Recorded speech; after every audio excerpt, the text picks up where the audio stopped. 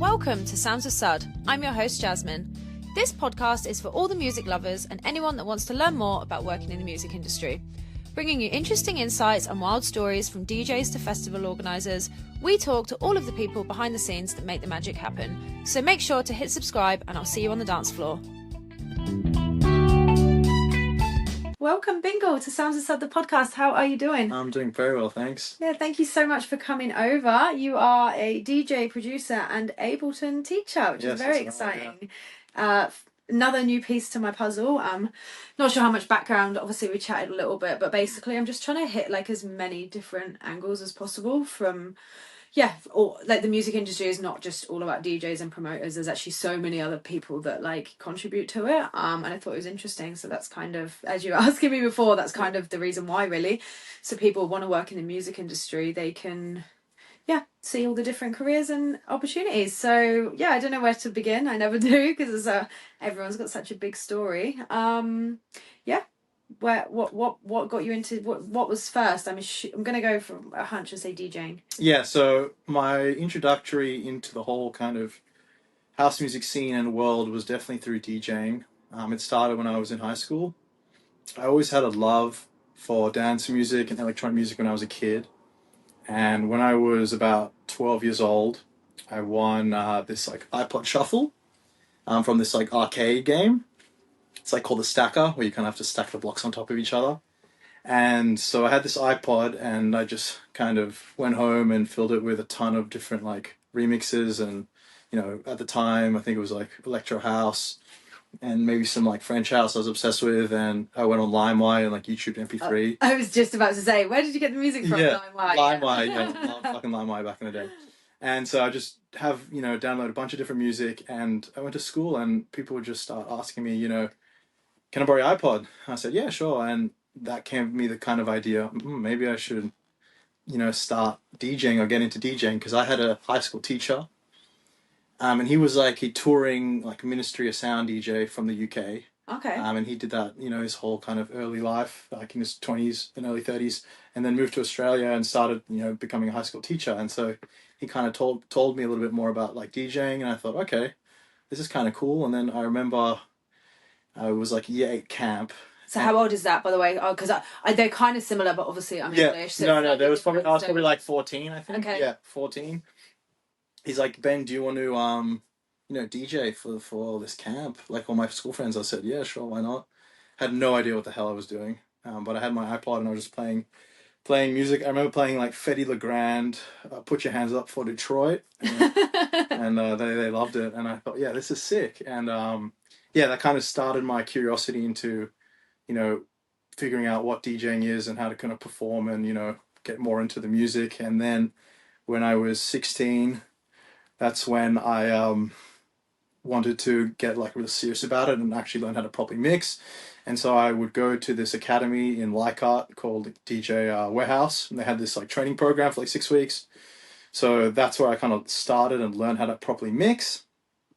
And then once I had kind of finished that program, at the time they had a lot of these like under 18 raves where you could just go and like, I think at the time hardstyle was really big. So at the time, I went to an event the other day, like something to do with work. Yeah. Walked around the corner, there was like 1,000 people in there, absolutely going for it. I've never seen anything like it in my life. One of the Dance Wise girls said the whole music industry could crumble and hardstyle would still sell in stadiums. 100%. Popular. It was so popular. Everything was hardstyle back then. All the headliners were all hardstyle. I remember seeing like Timmy Trumpet as well before he kind of blew up, which was cool. And so that kind of inspired me as well to be like, all right, I want to play those kind of events.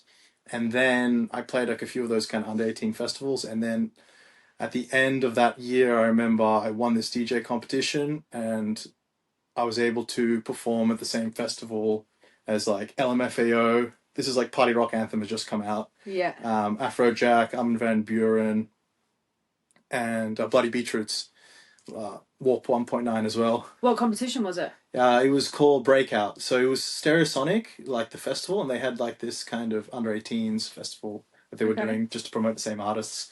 And so I won that festival and I was able to go backstage and like meet all those artists and kind of see. At what age? 16. Wow, that's so fucking cool. So I was like at the time, so much fun, and I got to meet these artists and kind of see what it's like for like I'd always seen the DJ like in the crowd, but I'd never seen what it was like for a big DJ to perform from a big crowd behind the stage. Yeah.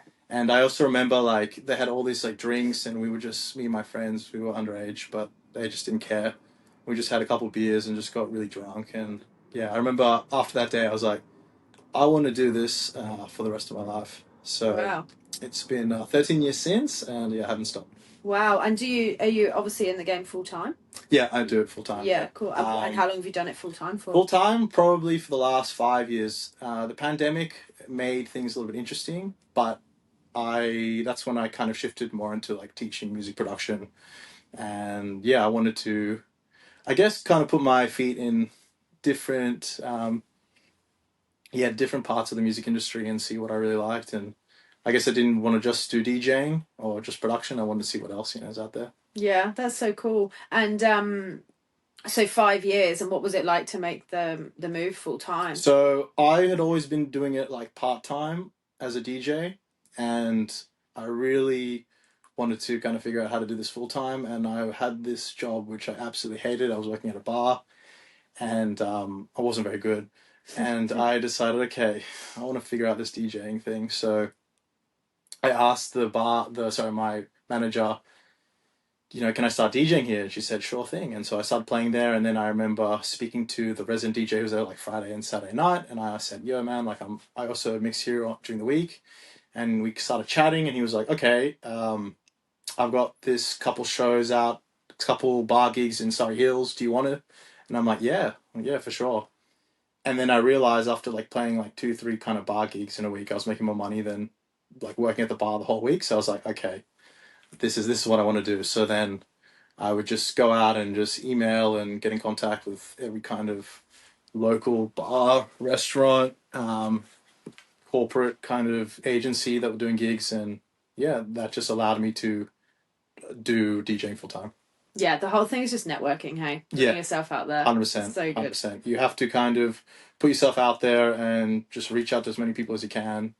And yeah, if you keep doing that, you'll definitely hit it off with someone, and they'll offer you shows. Paul, sorry, can you do me a favour? Yeah, I'm worried about that light behind you. Would you be able to just go like directly in front of the logo? Yeah. Yeah, it might be better. Sorry. I'm for the light. Yeah, that's actually better. Yeah, I was all looking as well in the... Yeah, no, it looks good. It's stupid. The screen that I'm looking at is like this big. It doesn't fill my whole screen. So that's why I was getting so close to it. My eyes aren't that bad. But no, that's good. I think that's better. Yeah, cool. Okay, sorry. Now I've lost my train of thought. I just thought I'd rather say it now. No, that's all good. It'd be better. Okay.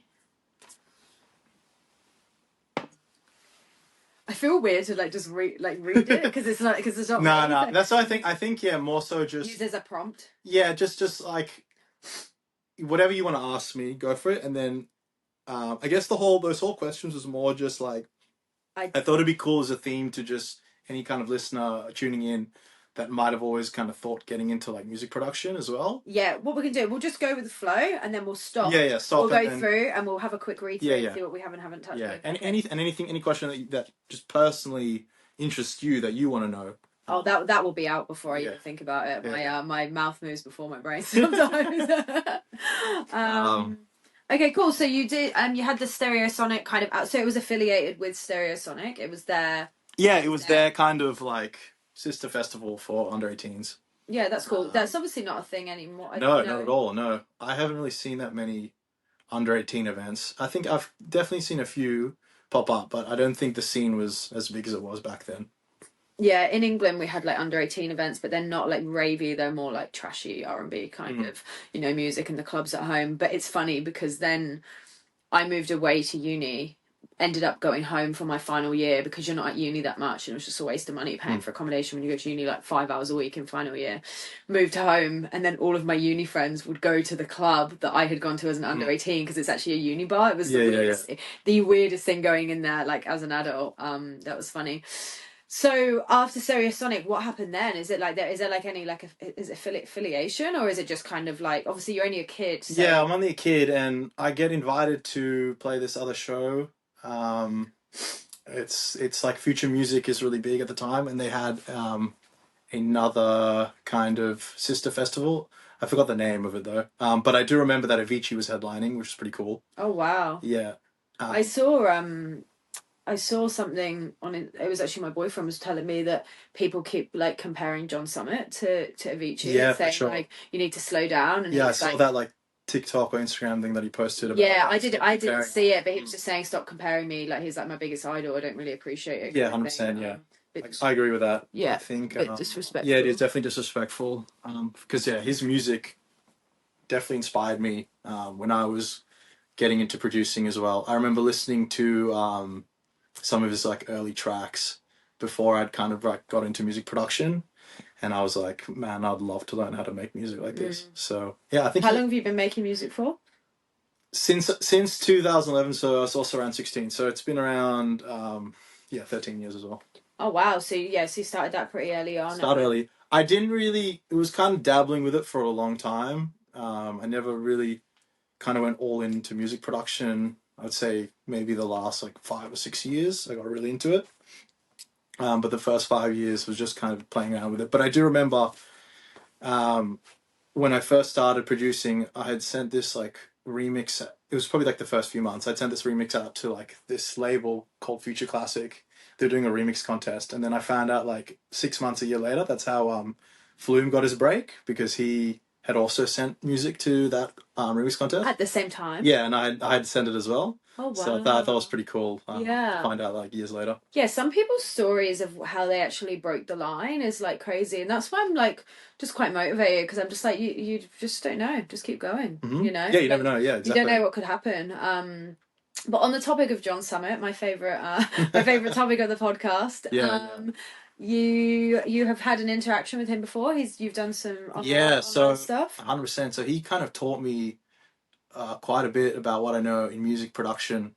So during the pandemic, there was no DJs who were able to perform, and I guess quite a few of them did start trying and do like Ableton lessons and music production lessons.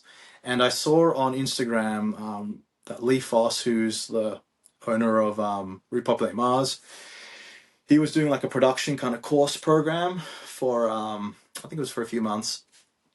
And he was looking for upcoming artists who wanted to get on board, and it was a very small group. It was about 20 of us from all around the world. And I just saw John on Instagram. I had been playing his music for a bit, but I couldn't put the face to the music. And then Deep End had just come out, and I was like, wow, this is a really good song. And then I remember like going on his profile and being like, this seems like a really cool dude, just by seeing his content. And so I saw that he promoted it and being like, yo, I'm about to teach on this Repopulate Mars like course program. He wants to get on. So I was like, all right, screw it, I'm gonna do it. And yeah, it was honestly, it felt like it was one of those once in a lifetime kind of opportunities, because now like DJs are so, like, the big international acts are so busy that we don't really have the time to go and do stuff like this anymore ever. So I think I was really, really lucky, and I think it's such a cool experience to like have like somebody kind of mentor and kind of teach you, and then just years later you just see them blow up to like be one of like the biggest artists in the world. Yeah. And that definitely inspired me with my music academy, because I would love for my students, because I'm upcoming and still aspiring and trying to get my music production and my tracks out there. I think it'd be really cool if my students got to experience something like that in a couple of years. So it definitely motivated me to push out my music academy. Yeah, that's so cool. So tell me more about that. So you've DJed for a while, you've produced for a while. Mm-hmm. Obviously, I'm not a DJ, and nor do I have any experience. I never actually even touched the decks. Like, I haven't even gone over for a little fiddle. I'm just like, let the boys do their thing. I'll be over here doing my podcast, and we can all party together at the end.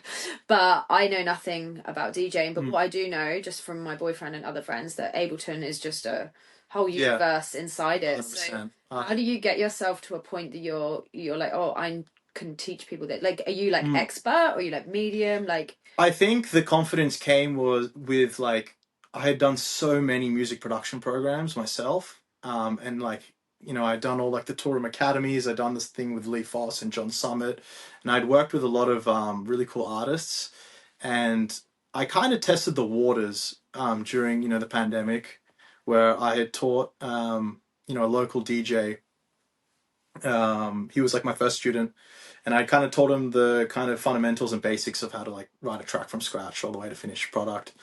And I didn't really think much of it. And then I kind of saw, like, I kind of left it, and then I kind of saw, you know, him getting really into the scene and really into music production, and releasing a lot of really good songs with like some really really talented vocalists, and his music was really great. And I just thought it was really really cool to see that, and you know, just seeing somebody get so passionate about music production, something that I really love. So I was like, okay, maybe I should kind of go a little bit more deeper into this and just see, you know, the reaction with the people that I teach, and how they come out, you know, the other side. And the more I did it, and you know, I definitely saw there was a kind of shift and change in their appreciation to music, and yeah, so I was like, okay, I really really love doing this, and I'm going to push this. Do you do courses? Is it like a block, or I could just come for one lesson? Like no, so I run like a 10-week program, because I think to learn, especially if you're a beginner and you want to get like into like how to write a great house track, it's going to take you more than a week. Yeah. It's going to take you, and so I can do it in probably 10 weeks. Yeah, program is around 10 weeks, and then that'll get you a great house track, you know, done. Is that like in a group? Yeah. So I was doing one-on-ones, but as of the last like 18 months, since the beginning of last year, I started running the group training programs. Okay. And it's like a lot of artists from all around Australia as well. We kind of all get into Zoom every week.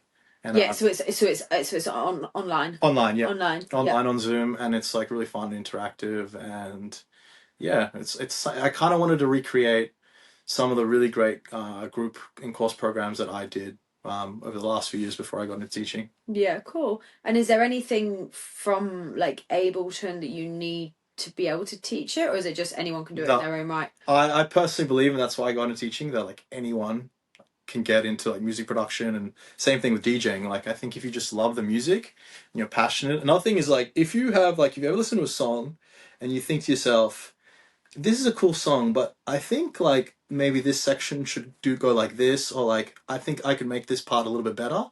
That is a perfect mindset to get into music production and DJing, because I think you now have the creative outlook of, you know, changing the song into kind of your vision.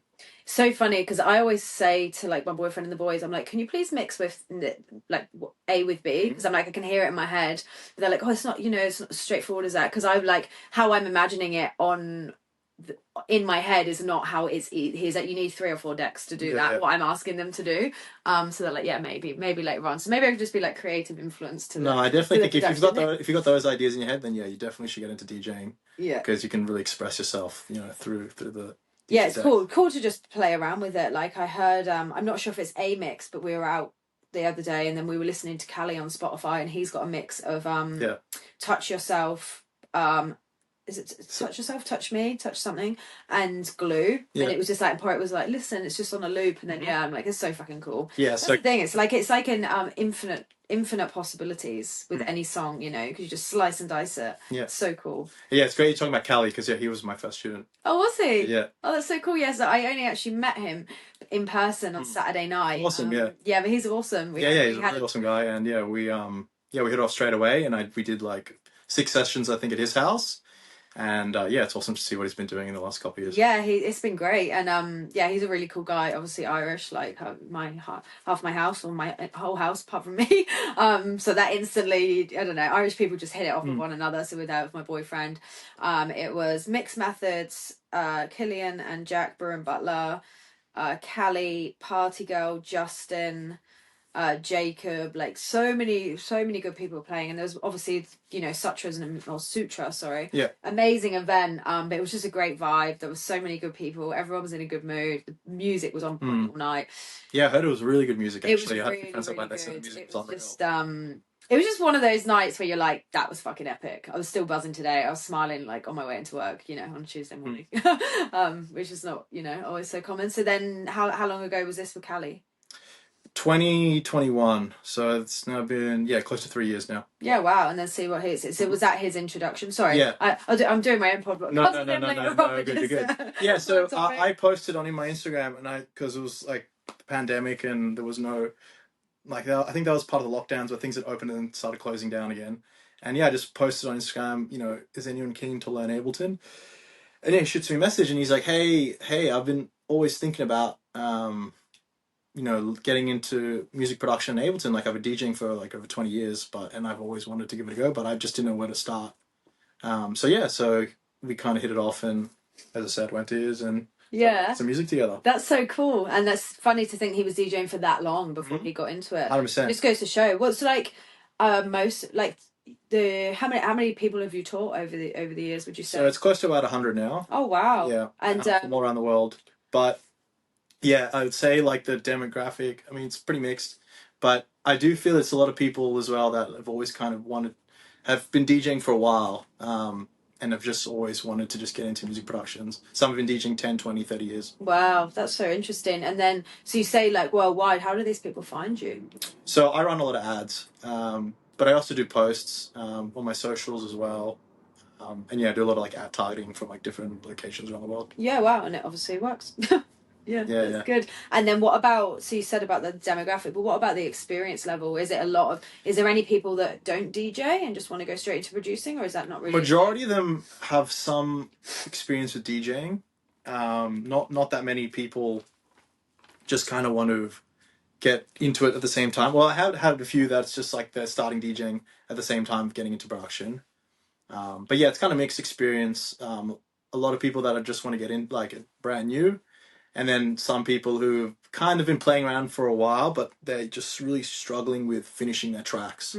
After speaking to so many DJs over the last few years, I think that's probably the most common issue I find with producers is like they're really great at starting the idea of the track, but they really struggle finishing it. And that's just because their idea of and how they envision the track, I think, is too perfect in their eyes, and they struggle to kind of let go and allow the track to be as it is. So perfection is the killer of productivity. Yeah, that's so common. That's what I teach and preach like in all my programs, and I've seen a massive difference because if you just kind of let go and be okay with your track having its imperfection and not being super polished. Yeah, but the thing is, you don't really know. It's kind of you listen to this track so many times, and you don't know like what it actually how it's going to kind of resonate and connect with other listeners. And I remember I was in when I was learning from John, and I asked him the question. I said, because we had this like I remember the last session was this live like group Q&A, and I asked him, I said, what happens if you have all this music but you don't like it? And he goes, most of my tracks I didn't like. I never really liked a lot of like when I was starting out, and they had obviously gone to like Beatport top 10. So yeah, it's an artist you don't really know.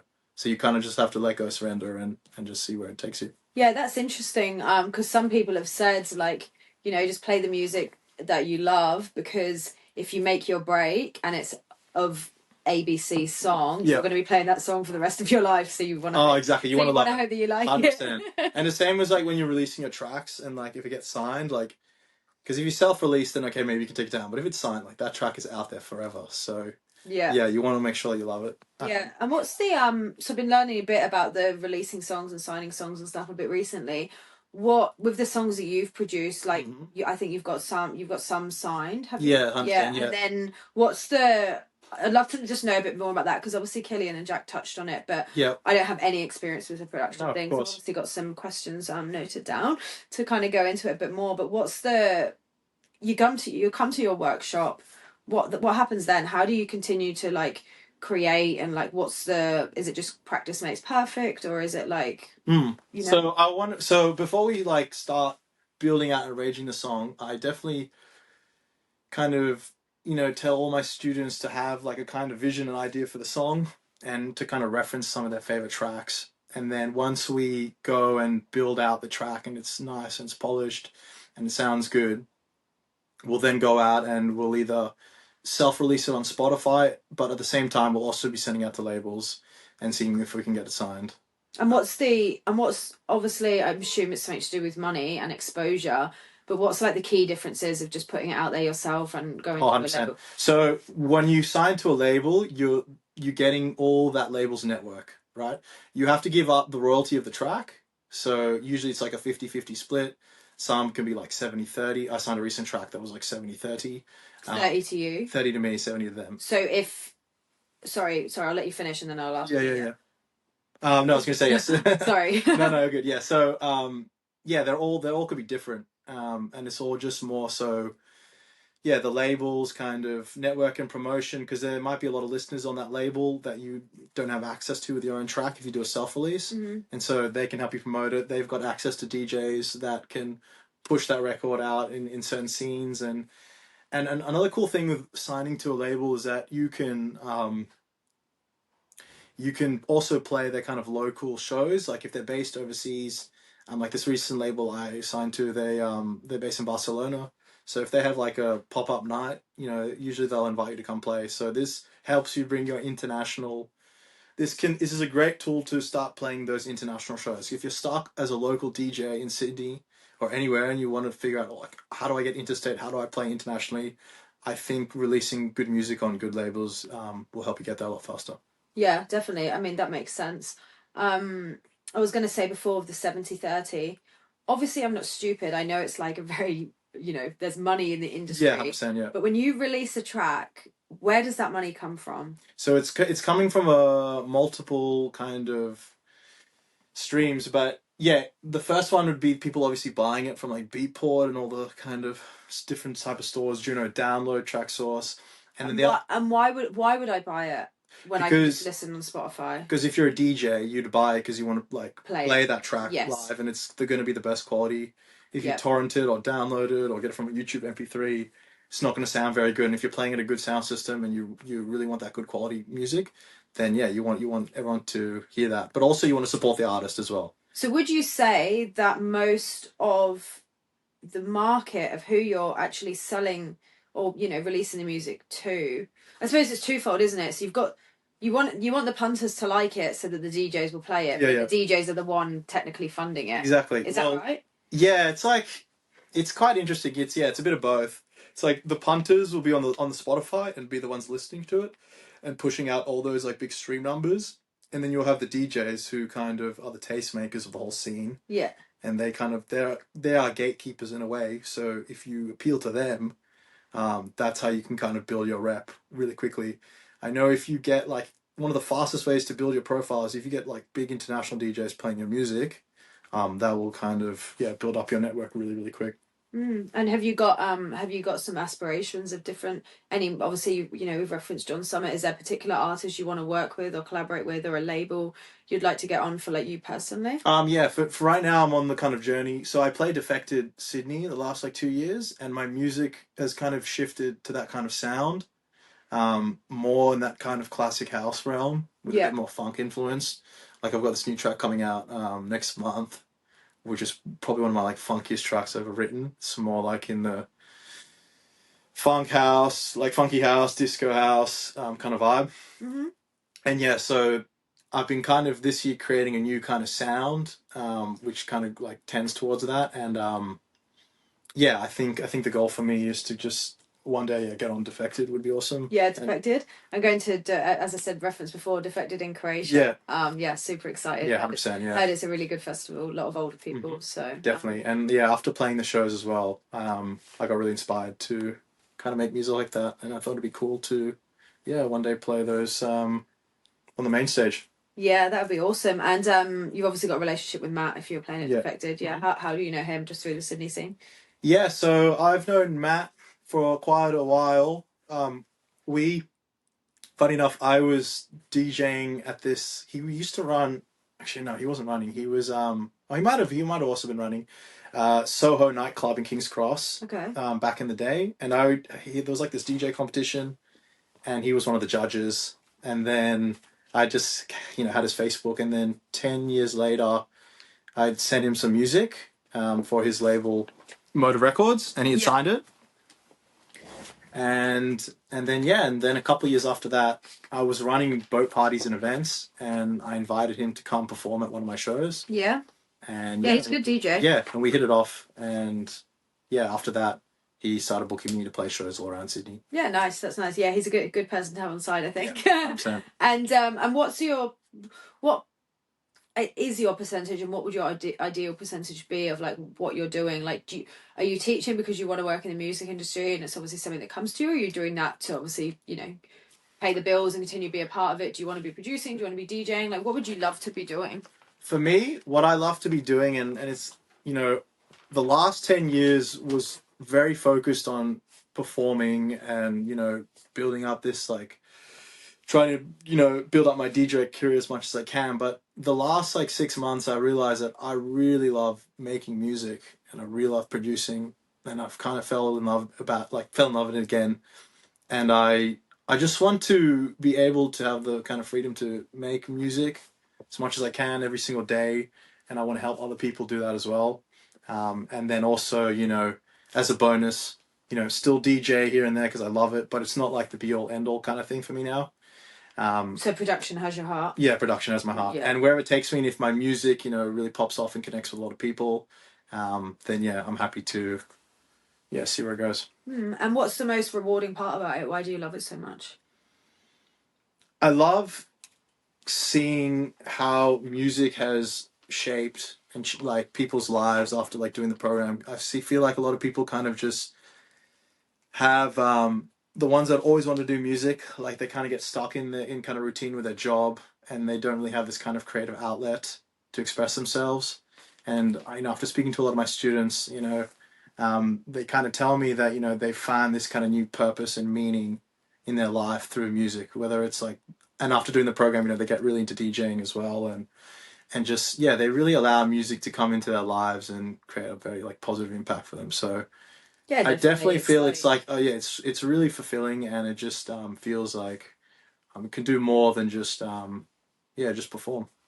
So what's like the sorry, thanks for that. I'm like, my brain is always just like 5 steps ahead, so I'm just like, yeah, next. So sorry. But with the whole music production thing, like obviously you referenced before, you tell your students to have a bit of an idea or whatever. But for you personally, because there's obviously two aspects of it, right? There's obviously teaching other people how to do it, but then there's your own creative process. Like what does it look like for you? Like what you just sit down on the computer and you're like, right, I'll just sample through. Like what like you just. Yeah, so before I start any track or kind of any new idea of a song, like I need to be inspired by something first. I can't really just write on a blank Ableton project and just start putting in sounds. So I might, you know, maybe I'll go to a show and listen to the way a DJ performs, or maybe I'll listen to a vocal, or maybe I'll listen to a new artist track and just really connect with the vocal or the vibe, and that'll kind of give me the kind of start inspiration of the record. And then I'll go in, and then I'm like looking for I always have to start my record with a sound that's going to carry the whole track, like the hook, which is kind of the most memorable part of the record. So I'm looking for that hook that's really going to capture people's hearts and attention. So I'll go and explore what I like online, or maybe through sample packs, and then when I find something I really connect with, I'll lay it down and then, you know, play it, listen to it a few times, and if it gives me goosebumps, then that's when I'm like, okay, I need to finish this track. Keep going. Keep going, yeah. And what's the sample pack? Sample packs are basically just a collection of sounds that you can buy from different kind of music websites, which have, you know, a bunch of different. So like you can have a sample pack. Let's say you want vocals, like house vocals. So you can have a house vocal sample pack, and this sample pack company has found different vocalists to just record like different parts and different parts of the vocals and different type of takes of vocals. Of new songs or existing songs? It's royalty free, so it's not out, like it's not part of any track. It's just they've recorded some nice vocals that you can just chop up and take into your project. But the problem is everyone has access to those sounds and those samples. So like for example, if you use one of the biggest kind of sample directories called Splice, it's got access to, you know, so many different sounds. It's a really, really great tool, especially if you're a beginner, because you're able to just access exactly what you're looking for, you know, really fast. But the problem with that is that every other producer has access to that. So like, for example, you may hear like some of the biggest tracks you know has been from Splice. But how does that work? Because I completely understand what you're saying, but why am I going to put my noise that I make on there, whether that's singing or a tune or whatever, like what does the person who creates it get from it? Money. But like, but anyone can. I'm giving, by me recording this and putting it on there, I have no rights to it. If you make it and make it a famous song, I'm not entitled to anything. Yes, exactly. So once you allow the person to buy it, you enable it to be royalty free. So that means you don't owe them any royalties. But does that mean that if you then make something with that song, which is obviously the whole idea, you own the rights to it? But what if you're person A? So we've got someone over here who's put their whatever on, their tune. You've made a song, I've made a song, but they've got the same sample of lyrics in it. Well, that's the thing. So that's totally fine. But it's just what happens is if there's a vocal that everyone's using. So I'll give you a good example. Like John Summit, the song Deep End, that was from a Splice, like sample vocal. And so when that song came out, everyone just used that deep end vocal and put it on their track. But the problem is if as soon as there's a big hit from that track, then a lot of labels and A&Rs that are listening are going to be like, no, we're not going to sign this because this artist has already used this song on their label. So it's basically whoever can make something big of it first. Exactly. It's basically a race. No, it's essentially a race. But I will say this, and to anyone that's listening, don't be afraid to go and splice and use some of their samples. I recently signed a track where I'd used a big, like, a quite popular vocal on the Splice platform, and I'd sent it to one label, and they were like, it's a great track, but we can't sign it. Like, this big name artist has used it, and it's got, like, millions of streams. And so a lot of artists would be like, okay, that's it. This track's not going to go anywhere. But I really believed in this song. And I sent it out to other labels. And yeah, they got back to me and they're like, well, yeah, we'll sign it. It's a good song and it's a different vibe to what that artist is doing. So yeah, why not? So the whole thing is then their song, but if bits of it, anyone is free to use it. Because that artist can chop it up and do their own take on it. They can do a whole different vibe, different genre, different sound. So it's all about, at the end of the day, it's like, if you make a great song, then it doesn't matter. I believe it doesn't matter even if you use a really fucking famous acapella that everyone's using, because if you make it original, then it's worth it. And how do like remixes work? So if I've, as referenced earlier, someone remixed 2 songs that I liked, if you want to release that and make it an official remix, how do you say it's, I don't know, John Summit, just because we're on the topic. Yeah. And you've obviously got a relationship with him, but I don't. So how do I get through to him to say, hey, do you like this remix? Am I allowed to publish it? Yeah, so you have to make the remix first. Yeah. Now there's some cool like tools you can use to kind of extract acapellas. So let's use John Solomon's example. One of his recent tracks was Subfocus. You can go on this website called like lala.ai, and it basically just can turn any song that you give it and give you a nice like acapella of that, which you can use for mashups, make your own remixes. So you would use something like that, get the acapella, make your own remix, and then you could send it to them directly, like the label's email.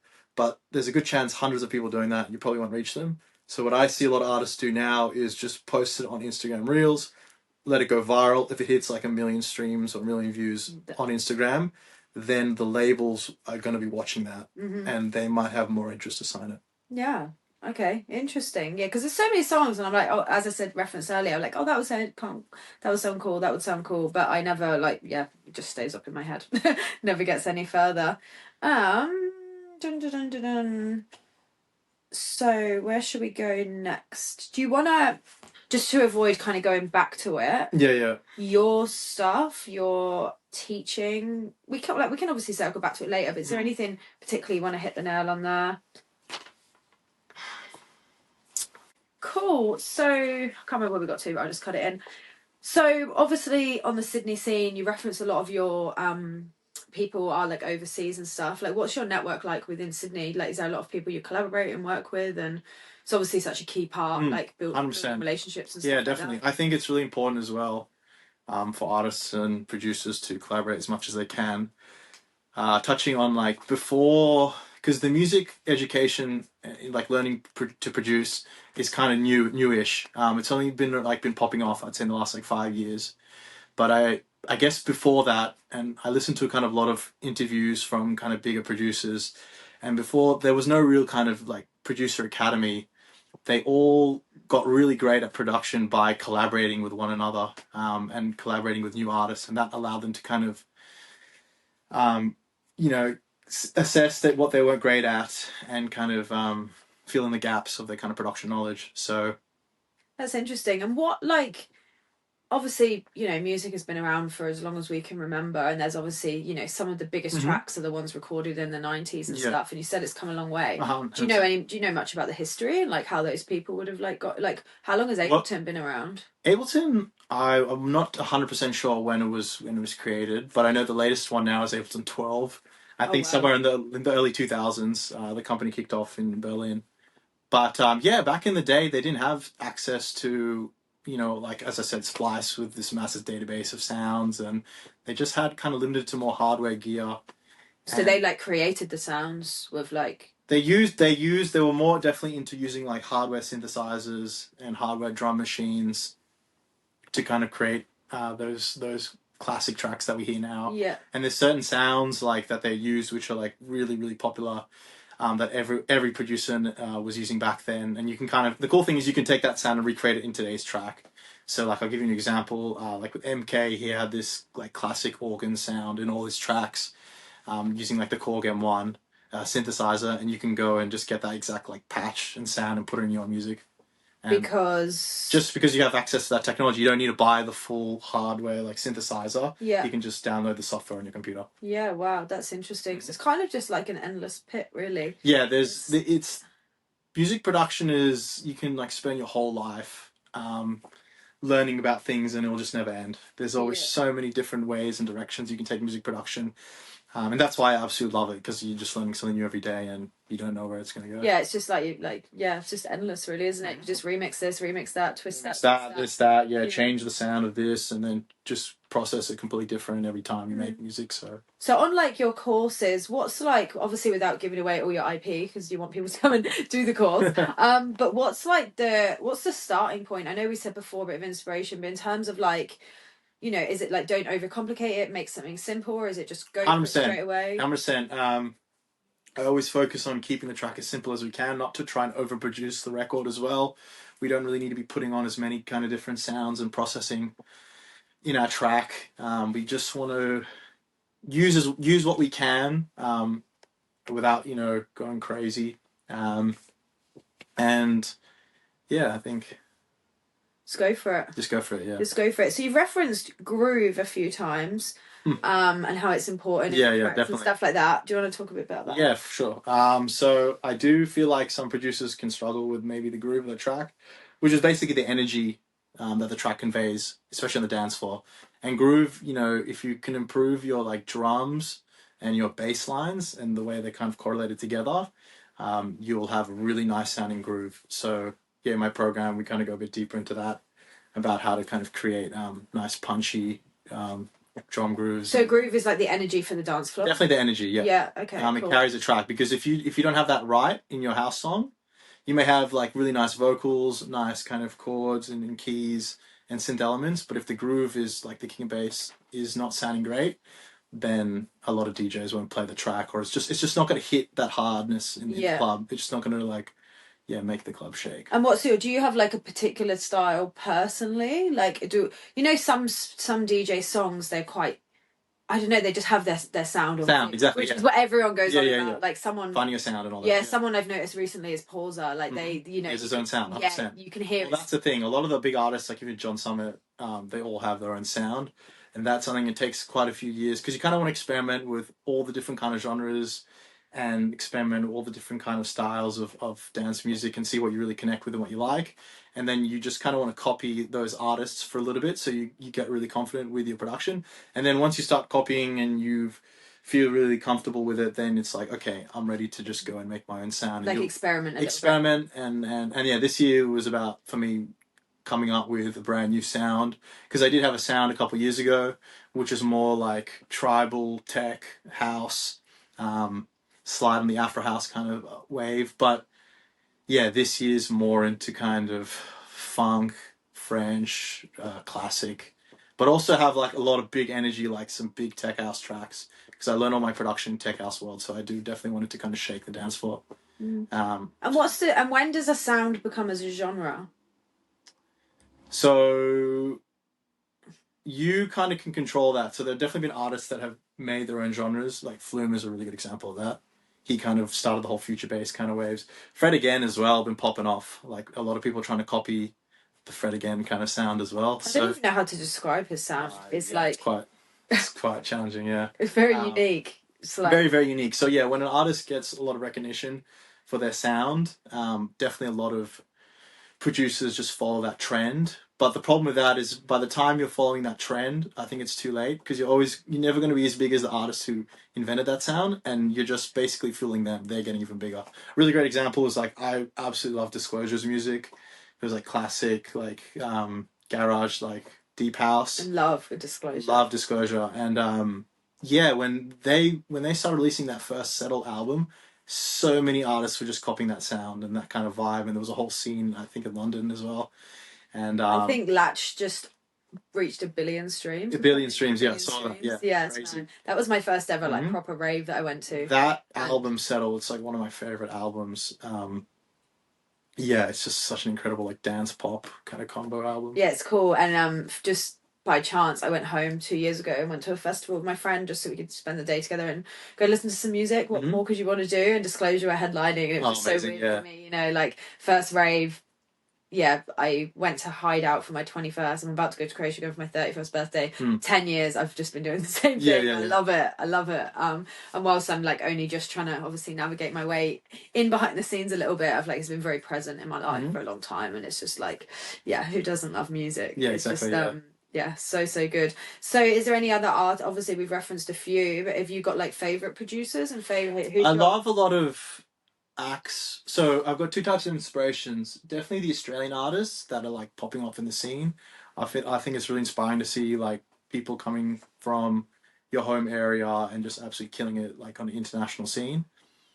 And then I have, in terms of more musical inspiration, I really like some of the guys from like the late 90s and 2000s. Like I love Moby and Fatboy Slim, and Van Helden, and obviously like Daft Punk and all them. Were you at Armin van Helden in Manly? Recently? No, I wasn't there. It was but so it looked good. Amazing, yeah. I love him. That's the third or fourth time I've seen him, all in Australia.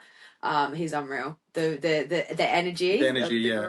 and that's the kind of sound that I've been missing in the current scene, and that's what I'm trying to bring back. More kind of like an uplifting, kind of nice vibe to the track. Yeah. I think that music's gone a little bit like darker and deeper and a bit, yeah, just that kind of old school 2000s uplifting vibe isn't really there anymore. So yeah, I kind of want to bring it back. There's like this new track that's coming out by Odin and Fatso on Defected, and I listened to that record and I was like, yes, like the vibes on it are so good. Yeah, it's just that nice soulful kind of house. How do you go about finding? Obviously, like I actually find most of my music by finding a tune that I like, usually through friends, after parties, DJs, going out, whatever. Yeah. And then I love Spotify radio. Yeah, Spotify really algorithm is really, really good. Because you say you like a song and it will give you songs of a similar caliber. Like, don't get me wrong, sometimes it's fucking dog shit. Like, it's just like, why is this in this playlist? But that's how I find so much new music. And what do you do, both as like a I do the same kind of thing. Spotify, YouTube also has a really good algorithm. It just works really well. Like you put in like classic like songs you listened to as a kid, like in the 90s, and then it'd recommend you the like exactly what you're looking for next without even thinking it. Yeah, that's good. So technology. Yeah, I love it. And also, yeah, if I'm going out to see a really good DJ play live, I'll probably just whip out the Shazam. Listening to a lot of sets as well. On like YouTube and Mixcloud, and also there's a website 1001 Tracklist, which has like the DJ, like a big name DJ will be performing, and you can just see all the songs that they've played in their set. And is that just someone? Some guy's just written all their songs, and it's sick because then you can, as a DJ, it's really great to just be like, okay, Dom Dollar played at this festival, what was he playing, and you can just go in and find the tracks. I'd love to know where they find the music, because there's some like they often play a lot of like unreleased music and ideas, and like IDs, like a lot of they'll ask their DJ friends as well, be like, yo, send me something nobody else has. So it can be awesome but also annoying because you want to play it in your sets and you can't. Yeah, that's cool. And then I was actually spoke to Killian and Jack about it again, like what's the deal with like unreleased music, you know, if you send it to them to sample, because they do like John Summit has his like radio or podcast or whatever Yeah, exactly, you want to call it, and I'd love to know, where does he get all the music from? How does is it people sending it to him? Or Yeah, for sure. it? A lot of people would send him music to his email box, and yeah, he's just going finding his favorite ones and actually listens to it. But there's I don't want to misquote, but like Odd Mob, John Summit's done things for him, I think. He's an Aussie guy, I think. Yeah, Odd Mob, yeah. I don't know if that's the reason, but he didn't have that many followers, and he then all of a sudden was playing with them overseas and stuff. So it's like luck of the draw, really, as well. Yeah, so Odd Mob released that big track of his, I forgot the name, but yeah, just hit Beatport 1, and yeah, absolutely blew out his career to the stratosphere. So it's amazing. He's from Brisbane, and it's awesome seeing more Aussie talents. Brisbane, I thought he was in Adelaide for some reason. Yeah, but... No. Yeah, I'm not too sure. Yeah. Oh, I don't want to miss. He's Australian. He's Aussie. That's close enough. Yeah. So good. And when you're making your own music, I imagine, like, obviously in the writing world, it's called writer's block, and many people have referenced to me very not finishing the tracks. Like, how do you get past that? Do you, like, how many tracks do you actually have for you personally, like released or unreleased? So my hard drive probably has, I'd say, around like 30 to 40 tracks, but I'm always working at like at least like 5 different projects at the same time, and that's how I can get over my like creative block, because what happens is you kind of listen to the song on repeat again and again, and I kind of call it dopamine looping, where you're just listening to the same song again and again to get like kind of feeling and high off your own track, and then you're not actually progressing the track, and you kind of get stuck and you kind of get lost, and you don't know what to do next. And also what's happening is you keep on listening to the loop again and again, and you kind of get like this, as the days progress, the same feeling that you had when you first started listening to it to like days later isn't the same. So then you get frustrated, and then you kind of question it. You go, "Oh, this song actually sucks. It's not very good." And then you get frustrated again, and you don't end up finishing it. But the best way I'd say is just keep on writing. If you're really stuck with creative block, just start a new track and just have a good jam, and then come back to that track a little bit later after like a couple of days or weeks, and then you'll see that you'll be inspired, you'll have new ideas, and you'll probably finish it. Another take as well is just put in a kind of new element, something that wouldn't normally fit with a track, but just maybe take it into a different direction. And if you do that, you'll find yourself finishing the track a lot easier. Just experiment. And do you send your tracks to friends or other people just to see what they think? Or do you for sure. Yeah, I might send it to some friends. I even send it to some students as well, just to be like, "Yo, what do you think of this?" Mm-hmm. And I always get really great feedback, and it inspires me to keep working on it, release it, finish it, or put it in the hard drive and work on something else. And then, other than the 10-week program, if they're like not ready or whatever, do they continue? Are you pretty like go with the flow of like your teaching structure? Like, you mean after the program? Yeah, so do the program, and I'm like... Yeah, you can keep working with me, 100%. Yeah. If you finish the program and you just want somebody to help and guide you, and most importantly, just keep the momentum of producing. Producing can be pretty lonely type of hobby sometimes. Mm-hmm. And you kind of... Because you can get really, really caught up in DJing and like playing heaps of shows, but then when it's like time needed to produce, you kind of put it aside. So it can be nice to just have someone there to just keep the momentum up and make sure that you're constantly progressing. And have you got like tracks in the making now? Obviously, mm-hmm. Yeah, for sure. So I've got a release coming out on July 12th on Lulu Records called No Reason. So you sent that to them, they liked it? Yeah, they liked it, they signed it, and I'm working on a few different other tracks with some really great vocalists as well, and getting more of that kind of soul house, gospel house kind of vibe on. I love gospel, so good. Where do you find the vocalists? Yeah, so I go kind of deep into... I kind of do research on Instagram, and I use this platform called Sound Better, which has an access to like some really amazing vocalists. So we got this really talented singer from the US, and she's done like gospel, like choir kind of singing as a kid. So you go on there and you find them, and then you... Yeah, I listen to all the kind of vocalists I listen, and I have a certain vision of the tone of vocal that I want in my track, and I listen to all the vocalists and see what would fit my kind of song and the vibe that I want to produce. And you can change, obviously, like some songs have that like electronic tone to the voice, which just can't be possible. Like it can't possibly be someone's...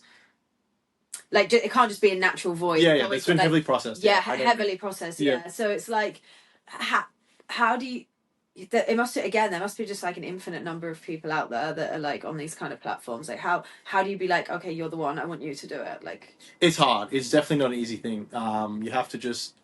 I guess just take the risk and go for it. And the cool thing is that they'll always send you an idea, and if you're not happy with it, you don't always have to commit to it, and you can be like, we're not aligning in the kind of vision of the song. And so yeah, you kind of experiment until you find a vocalist that you click with, and then yeah, put them on your track, because you want them to express themselves and create a really great like emotional performance in their vocal, because that's going to make a track sound so much better.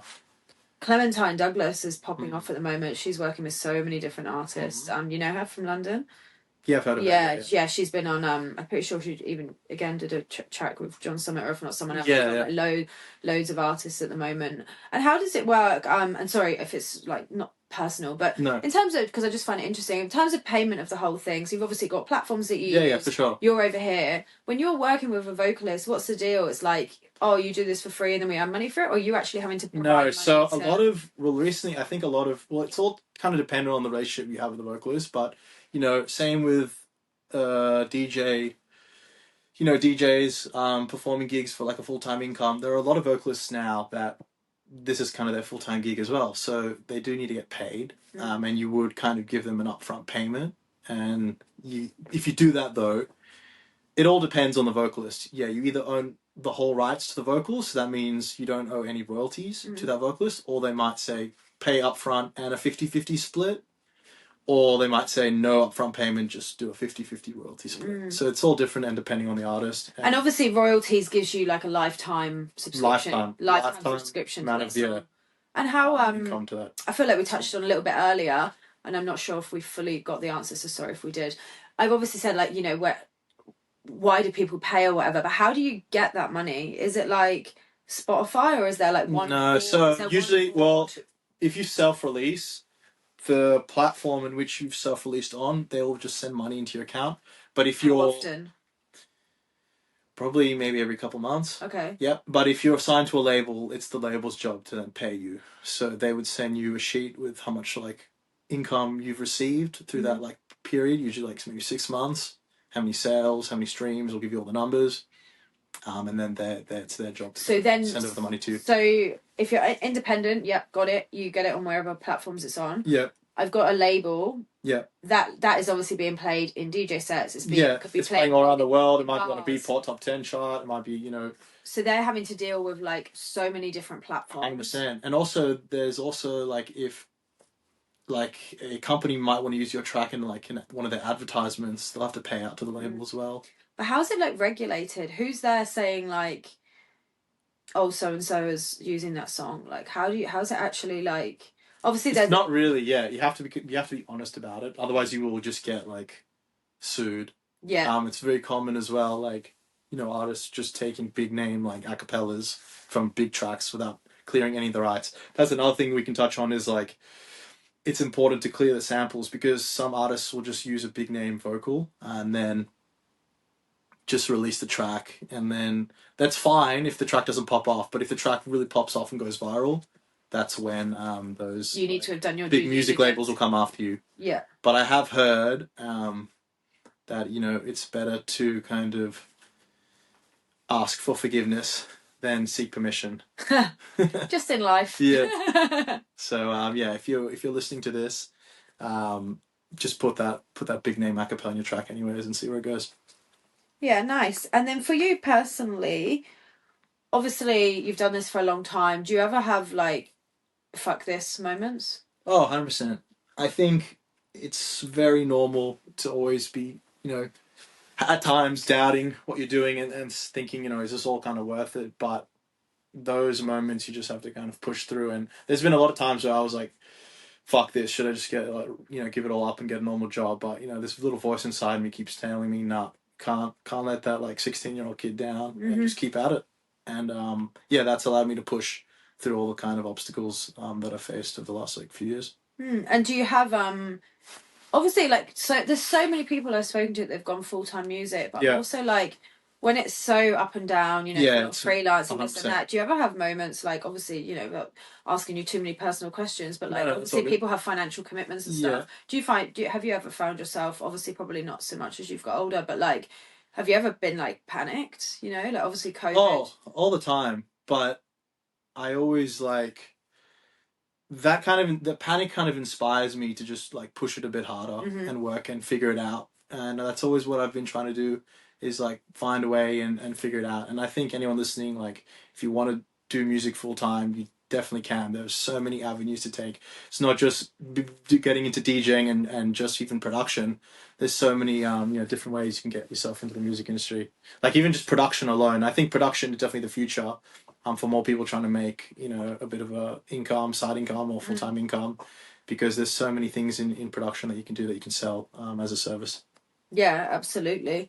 And then have you ever, through the process and like stress of like needing to keep going, like financial or fuck this moments or whatever, have you ever found yourself like losing your way of your initial, like I was Definitely, saying, yeah? definitely. I felt, definitely in the last maybe few years, you get a bit sidetracked. You can get really caught up with the lifestyle as well with DJing, and so it's for me it's important to just kind of go back and think about what I actually really want as an artist, as a DJ, and just Which is what? I would love for my like music. I'd love to make an impact to as many people as I can through the music, and I also don't just want it to be exclusive. We might need to re-ask that question. Can you ask that question again? I don't need to re-ask it. You can just re-answer. Okay, cool. Yeah. So what was the question again? About losing your way. No, it wasn't. It was what do you? I think you asked what do you want your music to go or something? I no. You said about losing your way and remember why you do it or whatever, what you really want. And I said, what is that? What do you want? Yeah. What do you Sorry, want? that question I need to think about. I just want to wake up every single day and make really, really great music and inspire other people to do the same. That's good. And do you find, like with your students and stuff, I imagine that's very rewarding. Yeah, 100%. Yeah. Because I love seeing them grow as artists, and I love kind of hearing what they're making and how it's progressed over the last like few months. It's actually really rewarding. Like I definitely wouldn't want to do teaching as like my full-time job, but there's aspects of management and stuff where you teach people and it is quite rewarding, yeah, exactly. Well, that's what I'm saying. It's not, I also think, it's not for everyone. But I think I just love having, that time during the week to teach and then, performing on the weekends, and then any kind of free time, make my own music. And I guess that triple combination, really fulfills me. And where do you play? So I've been playing at Club Above at the Ivy.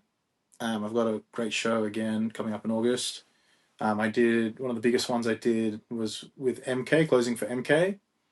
Me and Dan, we did like the closing slot, which was awesome because it was like sold out. And I've played. Yeah, I was there this close to coming to that one. Oh yeah, I was just really like, good. Really I was in a fun. period of time where, it's frustrating because like this whole thing is about music, right? So I need to go out and I love going out, but I obviously have a full-time job, so if I'm trying to do this at the weekends, I can't do it if I'm out and I'm asleep all day. Yeah, and then it's like I just you want to pick and choose and find the kind of just spiral out of control, and that's why this weekend was so good. It was a long weekend. Went out on Saturday. Sunday was a bit of a write-off, but then I still had money to. No, I didn't have any money. That's for sure. I still had Monday to get my shit together, for the week, and still got a bit done. Because it's a lot, and that's why people who go into it full time, once they make that move, they've got that like. You need to be spending time on it, 100%. So yeah, sorry. And then anywhere else, obviously that should. Yeah, I mean, I've played on Glass Island. I love playing. I also did a lot of boat parties during the like the last couple of years, my own events, and I had so much fun doing those. We did like a Halloween boat party where everyone dressed up. That was really good fun. What's in it? Do you have like a brand, or is it just something? Yeah, that was through the Bingil agency, and we called it Not a Yacht. Not a Yacht. Not a Yacht. Yeah. Yeah. No, nice. Big, small. Yeah, it was pretty big. We sold out over like 300 tickets. Nice. I went on oh goodness me, Cadman for Redwood events on Saturday, which is where we went before Sutra. Yeah. And it was unreal, and I haven't been on a boat that big for a long time. It was Cadman was on that. Yeah. It's amazing. Yeah. Yeah, it was good vibe. Three different floors on a boat. It's pretty cool. Sydney Harbour is amazing. Yeah. You just gotta be lucky that it doesn't rain, but if you got a nice summer day. Then, well, we were on there for bloody Vivid so it was packed. But it was a good vibe. Yes, I haven't been on a boat like that for a long time. Yeah. So exploring on a big boat, yeah, it was heaps of fun. It was heaps of fun. Well, so I was gonna say, like, those boats gave me my break into the kind of local club scene because during the pandemic, you couldn't really, the clubs weren't open, you couldn't really perform and play, but there was a time where everyone was just doing things on boats because the boats would just go out in the harbour and you could do whatever you want. On a boat. It's mad, wasn't it? COVID was a strange time. It's super weird to think back. Yeah, it is really weird thinking back at it and thinking like where I was there and where I've led to a few years later. It's just like, I actually don't know if...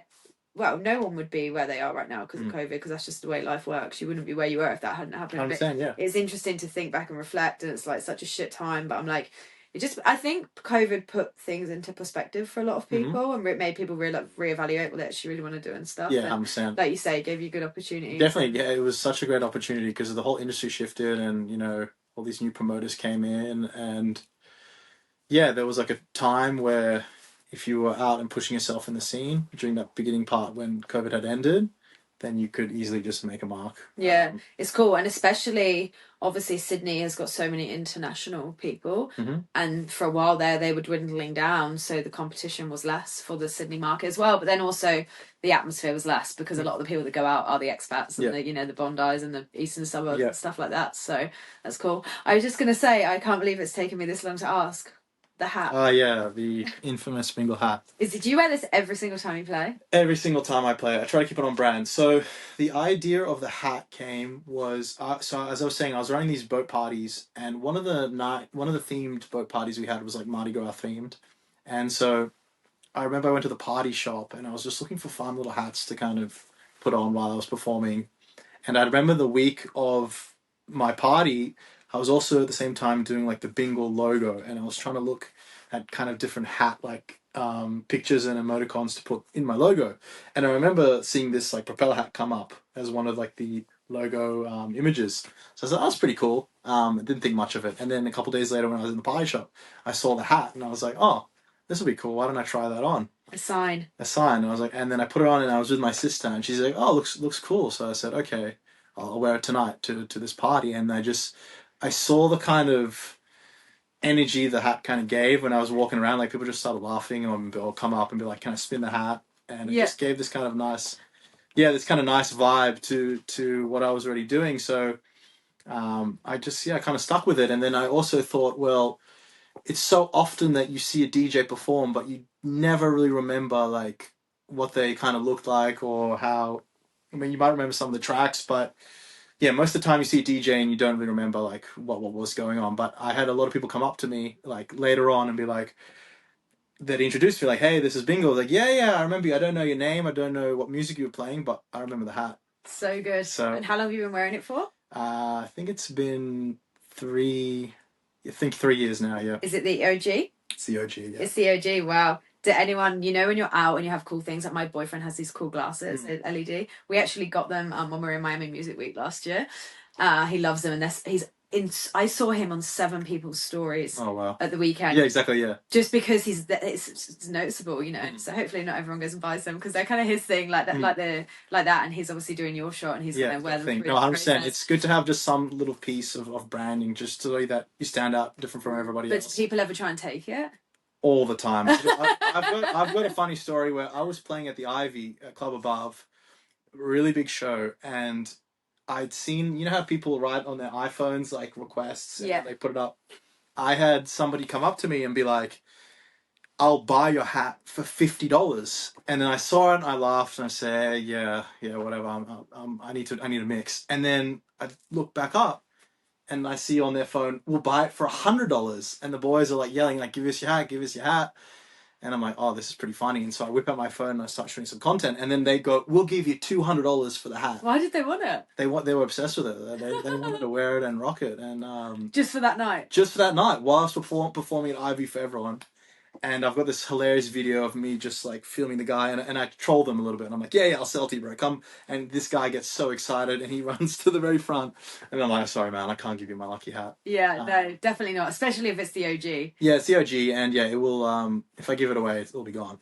I won't see it ever again. Yeah, so. and then someone will be impersonating you down the way. Yeah, 100%. But I love seeing the hat around as well. Like there's this old guy who runs in Bondi at the beach and he wears the same hat. I just laugh every time I see it. Like it's so funny. Yeah, that's so good. And especially like, you know, hopefully at some point, like everyone I've had on here, would wish everyone all the best and hope you do pop off at some point. Yeah, But can you imagine being on like a main stage and having like everyone in the audience with your hat? Well, exactly. So people ask me, that's the kind of plan. They ask me, they go, what do you want to do with the hat? And so I'm working on like branding these hats with the word Bingil. But like I see later on in when I play like bigger shows, just everyone rocking these hats while I perform. It's kind of like if you're wearing merch. So like if that's your merch. That's my merch. Yeah. So like John Summit and all these guys have their own merch, their own hoodies, and my life is a bender, and mine would be these hats. My biggest regret was not buying some John Summit merch at Factory Town. Oh, because that was my start of. I knew who he was. That's why we went to his night at Factory Town, which was unbelievable. But it was afterwards. I obviously again just playing his music on repeat. Discovered all his music, all the tracks he played in his song, in his set, and I didn't realize that's kind of the first time I'd had experience with this unreleased music. Mm-hmm. Because I had these tunes, I had videos of them on my phone, and then like a year later, I just saw he just released it. Yeah. And I was like, fucking hell, no wonder I was never able to find it because it wasn't even out. But it's weird to have a video of something on your phone. Yeah, and then you just you're so hungry for the song when it comes out. So it's obviously clever. Well, that's all kind of a tool they use. I remember hearing that like the most power you have in a track is like not actually releasing it, and then because that allows you to promote it as much as you can. Hype, and then once it's released, it either like pops off or it does nothing. So so good. So again, time flies when you're in this room. Yeah, nice. I don't know how long it's been. Ages. Just see the light popping on my head and time flying. Podcast, and even obviously this is a multi-purpose room. Again, we lose a bit of time in here at the weekend as well. But what else are you currently working on, and what's coming up? Yep. So I've got a brand new track coming out July 12th. Check it out on Lulu Records called No Reason. When you say Lulu Records, how does one actually go about? Like, what do you mean by check it out on there? Is that? Oh, sorry. Yeah, you'll check me out on Instagram, Bingil Music. I'll have like a Spotify pre-save link, which you can go and have a listen to it, as well as like the preview of that. And then got a big show coming up in August back at Club Above. And been working more on my production program. We've got new cohorts coming up soon. If you guys want to join. When's the next intake? End of this month. End of what are we? End of June. End of June. Yeah. And how many people per session? Did you say 10? Yeah, we'll go 10. Yeah, cool. And then that goes for 10 weeks. Do you have a little break and then you go again? No, we just keep going. You just keep going? Yeah. So it's 10 weeks. Boom. 10 weeks. 10 weeks. Yeah, 10 weeks. 10-week blocks. And is there anyone else involved? No, at the moment it's just me. Oh wow. Yeah, I think I'd love to get more people involved as it definitely grows over time. How do you manage it? Because obviously we were chatting, like this is very hard for me. Like, you know, it's a lot of energy, a lot of time. How do you? Obviously you're doing it full time, so naturally you've got more time to give it. But you know, there's a lot to it. There's the promotion, the social media. There's like the marketing. There's the sales, like getting on a sales call and telling them, you know, the client about the program. There's like the marketing, there's pushing, running the ads. Then you got to like teach it. Then you got to make sure they have a good experience, because you being an amazing producer, but they might hate like the program, or they might hate the way you convey yourself in the program. So you want everyone to have a really good experience. So there's definitely so many like small things that involve into building a program. They're more than just like being a great producer. Yeah. And do you ever have people that do the first lesson and they're like, oh no, they regret it, or like want to pull out? Or no, I haven't had that. No, everyone has gone through the program. Wow, that's so good. That's impressive, because there'd be some people that, you know, what's the word, a bit spontaneous and might be like, fuck it. Yeah, there are some people that, you know, life happens and it can be quite challenging, and then, you know, they kind of unable to finish it, but we're very flexible and I'm very understanding of that, and so I just give you more time to finish on the program. And come back at a later date or something. Because I assume the syllabus is the same, so you can, if you drop out at week 5, exactly. And some people might drop out for a week or two and then be like, can I join? I can't do this cohort, but can I join the next one? And I said, yeah, no problem. How does it work if you're doing? Do you try and group people by time zone? Obviously, if I'm time zone. So we've got a whole Australian like group class, and then if I have students from the US, we'll do like US timing, because some time zones they work, like Australia can be really bad comparing to other countries. And this is why I think my program is great for Aussies trying to get into music production, because all the other kind of big name production schools are based like in the UK and America, and so the time zone is really bad. So Like when I had to learn house music production through Toolroom Academy, I was waking up at like 3 a.m. to do the live classes, and yeah, you at 3 a.m. you were absolutely dead. Like you're not absorbing any info. So a lot of your competition as such is overseas. Do you have much in Australia, or are you kind of one of the first? Yeah, there isn't really anyone in Australia doing what I'm kind of doing. There's like maybe a couple that I've seen.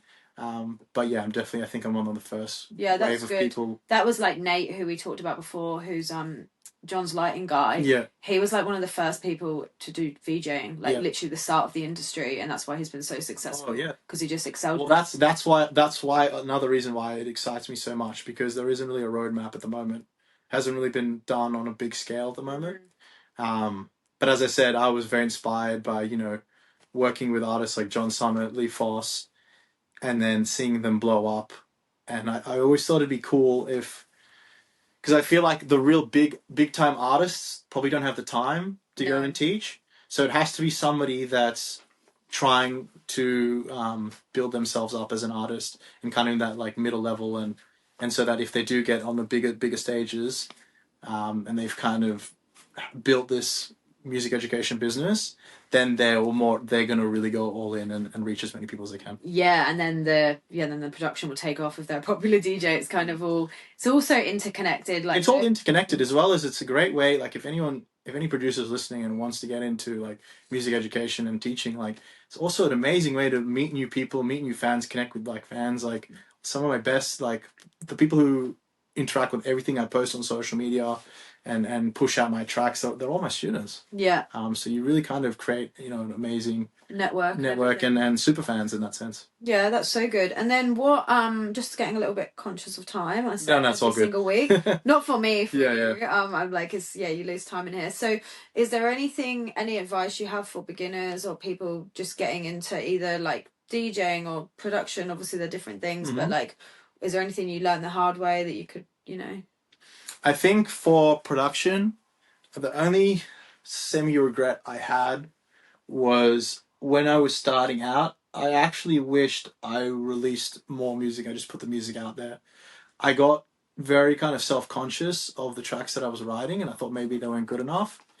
And I realized in the end it didn't matter, because the more music that I had if I had released those tracks and just put them out in the world, I would have finished more tracks overall, and I would have become a better producer, because I think the fastest way to get really great as a music producer is just to finish more tracks. And the faster you can create an idea, get it finished, and just put it out and move on mentally and start something fresh, the faster you'll kind of reach all your goals. I know it's obviously how long is a piece of string, but what's a typical time you'd spend on a track?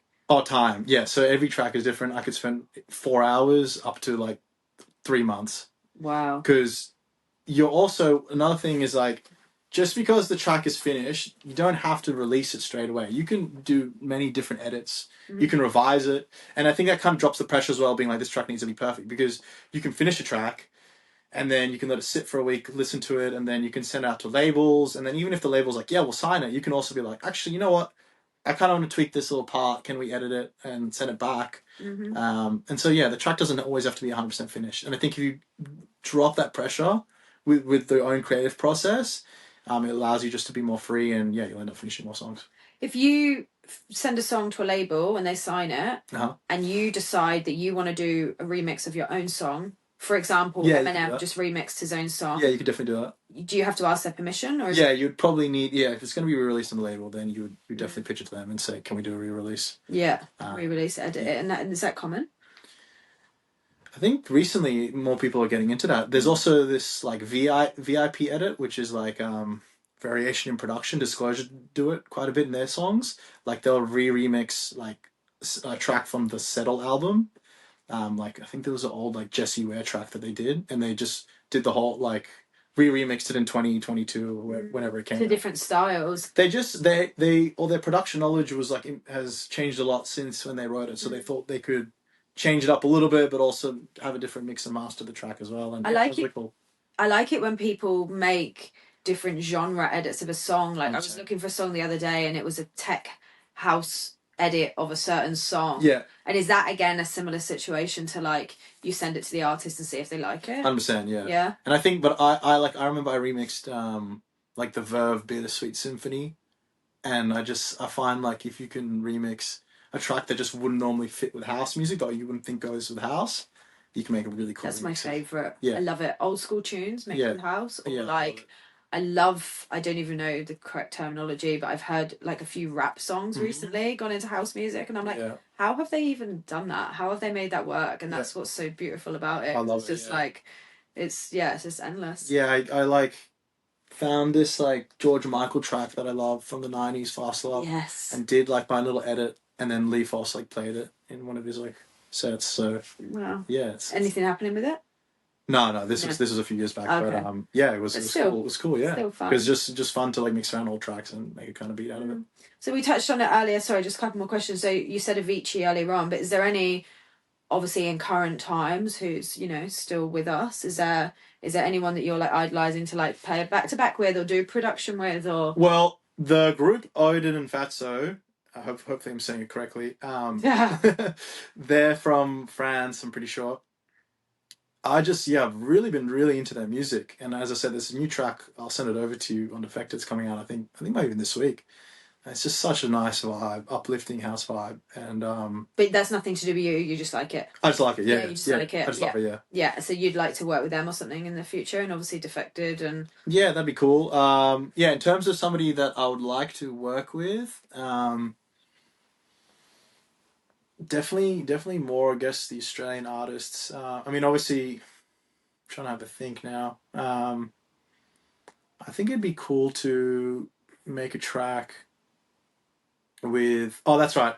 I would make tracks with like artists that when I was like 12, 13, and like they would hear the vocals on the radio. So there's like this Australian like singer, like Sam Sparrow. He had this track Black and Gold, and I haven't heard from him since. Is he Aussie? He's Aussie, yeah. Yeah, I knew that song. Yeah. Black and Gold, yeah. I was thinking about that. Like that'd be sick just to bring back all those artists into my tracks. Because that's the thing as well. Like with people, they rise to the top. Yeah. But you can also fall back down very, very quickly, and I think that's why it's so important to have other avenues within the music. You know, get popular, start a clothing brand, do this, do that, get some passive income that's gonna support you if the music for some reason, because not everyone stays flavor of the month forever. 100%. You see it all the time with like artists that are really big, and then I was looking into Savage Garden, which were a massive like band. Do you know much about them, like the music? Don't know about the history, but I know some of their songs. And I saw that like the lead singer Darren, he still does a bit of music, and the other guy just became a real estate agent. And I find that really fascinating. It's mad. Because they were like a massive international like superstar. That's the thing. People like tour the world. I even saw recently like Rod Richards had Mel C over here. DJing. Oh yeah, awesome. Yeah. And I was like, what the hell? Like I couldn't believe it, because it's just you just don't hear about it, and it's like people. And now I get to that point where I feel really old. Where I'm like, oh my god, they were so big, and like when I was growing up. I think it's all coming back. I've also seen like in the scene, they're bringing back all those big name 90s 2000 acts, and everyone's kind of going back. Nostalgic. Yeah, and everyone's coming back into the scene. I think the older generation, before they might not have felt as comfortable like raving because there'd be so many younger kids, but now there's a lot of events tailored to the older generation and that kind of classic sound, and it's really awesome to see. I'm telling you now, Sutra at the weekend, there was some different walks of life in there. You've got people that get up in the morning, they've gone to bed early on Saturday night, they've got up at 5:30, and they rock at 6 a.m. Imagine as an older person, just go raving for Sunday morning, you're done and dusted by lunchtime, you can have your nana nap and be home in time for tea. Yeah. And they were loving it. As long as they feel comfortable in where they're raving and they see people like them, then... That was the biggest thing about Saturday. There was no egos. That's the best. That is the best. When you go to an event like that and you just feel, no egos and everyone's vibing. Yeah, I don't think there was a green room. And if there was, none of the artists that I knew were in it. Everyone was just out and about, mingling one another. And it's like, that is the best. That is what it's all about. I think, one of my favorite parts when I was, playing some really great shows, just being out and about it and just chatting with everyone. And you meet the best people. You have the best conversations. Like, I had a good run of it on Saturday. I just had... Every single person I spoke to was just so lovely, so interesting. Everyone's up for a chat. So it's very uplifting. It's a very uplifting community to be a part of, for sure. Whether you're on the inside or just a punter, it's very. I think the whole scene in general, like especially in Sydney, I think it's amazing. It's been so interesting, like doing digging and getting you know, peeling back the different layers and all these people I've met even through the podcast and hearing the different angles and who knows who. And it's just one of those things, like, yeah, it's so much fun. I love it. I love it. So thank you so much for coming over here. Do you have anything else you want to touch on before we wrap it up? Yeah, if you want to find more about what I do in my work and you want to hear some of my music, come to any of my shows, or if you're interested in learning music production and you want me to kind of guide and mentor you throughout the way, follow me on Instagram at Bingil Music. Yeah, I'll tag you in the bio and everything. So thanks for that. And this is what a lot of other podcasts say, but I've actually never said it. But go for it. But just people like, oh yeah, if you're enjoying it, because I've got like a lot of people following the podcast, but then it's like, you know, to like it, share it, and all that kind of stuff. Apparently, it really helps with all the algorithms. Oh, 100%, yeah. And I never say it, and a lot of people have it in their you know, intro. Yeah, it's like a call to action as well. Like just the end clip, you know, just being like, give it a like, comment, subscribe. Yeah, like, comment, subscribe. If you do like it, please share it with your friends. And people definitely, once they hear it, you do get more kind of engagement. Yeah, so that's the thing. It kind of it's just one of those things. It's like slow and steady. And I'm actually enjoying that because I don't want to be any kind of influencer or anything like that. You can see, obviously, we really know each other for an hour, but it's just not my vibe at all. But if it happens slowly and then you build a brand and then, just roll with it. But I definitely not looking for overnight success or anything like that. Justin Muscat was actually saying, you know, he's like slow and steady wins the race, you know. Yeah, exactly. Go. Feel that sense of achievement. And I already do. Like, someone said to me earlier, oh, that reel you made was really good. And I was like, well, the first one I made was absolutely fucking terrible. So even that is a small part that feels nice. Well, that's the thing for me. I'm always thinking about like the longevity of my like music career and just making sure that I love it every single day. And there's no rush. I think when you kind of start out as a producer and artist, you're trying to rush and get somewhere super quick, and got your whole life to get wherever you want. So that's the thing. Time goes fast, but time also goes slow. It goes slow and it goes fast. And also it's like, why would you want to achieve everything straight off the bat and then what are you going to do for the next like 40 years? Yeah, exactly. It's like, take the time and enjoy the process and have that sense of achievement. Yeah. Well, on that note, thank you so much. And who knows, maybe I'll come and do one of your workshops one day. Great. Come on. We'll save that for a few years' time. All right, thank you so much. Thank you. Perfect.